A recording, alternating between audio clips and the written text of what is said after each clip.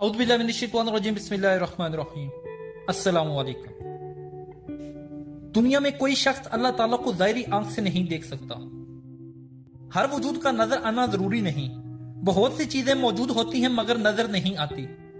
جیسے ہوا چلتی ہے محسوس بھی ہوتی ہے لیکن نظر نہیں آتی۔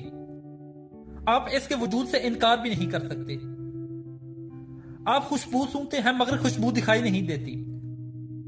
روح آپ کے جسم میں موجود ہے، روح کے بغیر آپ زندہ نہیں رہ سکتے مگر روح نہیں نظر آتی کیونکہ وہ بہت پاک ہوتی ہے۔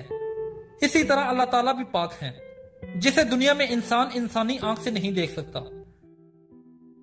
فرمان الہی ہے کہ دنیا میں کسی کی آنکھ اللہ تعالیٰ کو نہیں دیکھ سکتی بلکہ اللہ تعالیٰ سب کو دیکھتا ہے، وہ نہایت مہربان اور باخبر ہے۔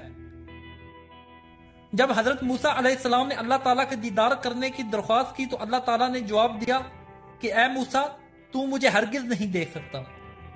فرمان الہی ہے، اور اس دن جنت میں کئی چہرے تر و تازہ خوش ہوں گے اور اپنے رب کو دیکھ رہے ہوں گے۔ رسول اللہ صلی اللہ علیہ وآلہ وسلم نے ارشاد فرمایا کہ اہل جنت کو اللہ تعالیٰ کا دیدار نصیب ہوگا جو انہیں جنت کی تمام نعمتوں سے زیادہ محبوب ہوگا۔ ایک اور حدیث میں رسول اللہ صلی اللہ علیہ وآلہ وسلم نے ارشاد فرمایا کہ اے لوگو تم اپنے رب کا جنت میں ایسے دیدار کرو گے جیسے چاند کو بغیر کسی مشقت کے دیکھتے ہو۔ حضرت ابو ہریرہ رضی اللہ تعالیٰ عنہ سے روایت ہے کہ رسول اللہ صلی اللہ علیہ وآلہ وسلم نے ارشاد فرمایا کہ جب تم آپس میں لڑائی کرو تو چہرے پر مت مارو، کیونکہ اللہ تعالیٰ نے آدم کو اپنی صورت سے بنایا ہے۔ اللہ تعالیٰ نے حضرت آدم علیہ السلام کو اپنے دونوں ہاتھوں سے پیدا کیا اور اس کے متعلق خود ہی بتا دیا، اور اس کے علاوہ کسی بھی زیرو چیز کو اللہ تعالیٰ نے اپنے ہاتھوں سے پیدا نہیں کیا۔ اللہ تعالیٰ نے فرمایا اے ابلیس تجھے اسے سجدہ کرنے سے کس چیز نے روکا جسے میں نے اپنے دونوں ہاتھوں سے پیدا کیا ہے؟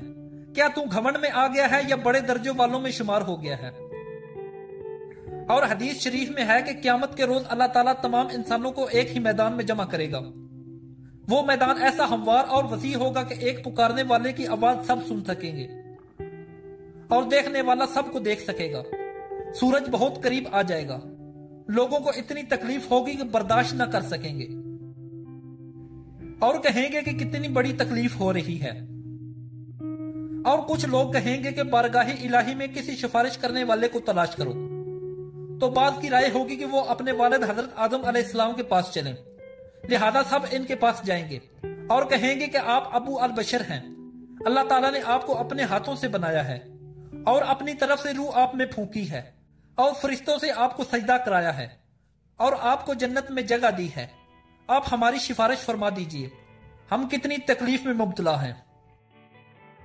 اس پر حضرت آدم علیہ السلام جواب دیں گے کہ میرا رب بہت غصے میں ہے، اس نے مجھے ایک درخت کے قریب جانے سے روکا تھا تو میں اس سے شرمندہ ہوں، اور پھر فرمائیں گے کہ تم سب نوح کے پاس جاؤ۔ اللہ تعالیٰ نے حضرت آدم علیہ السلام کو حقیقی معنوں میں ہاتھ سے پیدا کیا، آپ کے علاوہ کسی ذی روح کو اپنے دونوں ہاتھوں سے پیدا نہیں کیا۔ اللہ تعالیٰ نے اس طرح حضرت آدم علیہ السلام کی خصوصیت، فضیلت اور شرف عطا کیا۔ ایک اور حدیث میں ہے کہ اللہ تعالیٰ نے 4 چیزوں کو اپنے ہاتھوں سے پیدا کیا ہے۔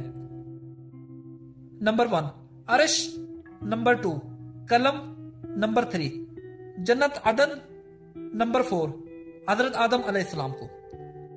دوستو آج کی ہماری ویڈیو بس یہی تک تھی۔ اگر آپ کو ہماری ویڈیو پسند آئی ہے تو اس ویڈیو کو لائک کریں، شیئر کریں اور کومنٹ میں اپنی رائے کا اظہار ضرور کریں، اور ہمارا چینل عثمان علی ٹی وی ضرور سبسکرائب کر دیں۔ تھینک یو، اللہ حافظ۔